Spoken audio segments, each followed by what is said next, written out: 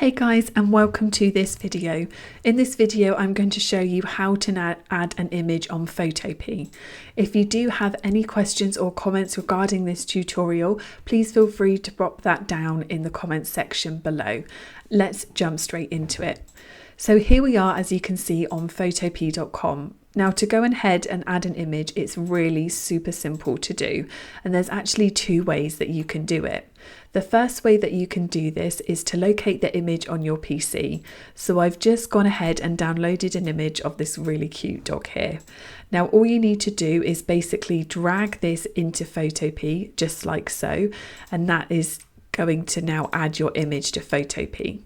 Alternatively, what you can do from Photopea is come up to the top left hand corner, click onto File, and then click onto Open and Place. And again, you just want to go ahead and locate where your picture is on your PC, double click, and then it's going to add the picture just like so. And that is it. That is how to add an image on Photopea. With that being said, I hope this quick tutorial did help you out today. If you guys could hit the like button and the subscribe button, that would be amazing. And also, any questions you have, please feel free to drop them in the comments section below. Thanks for watching, guys, and I'll see you in the next one.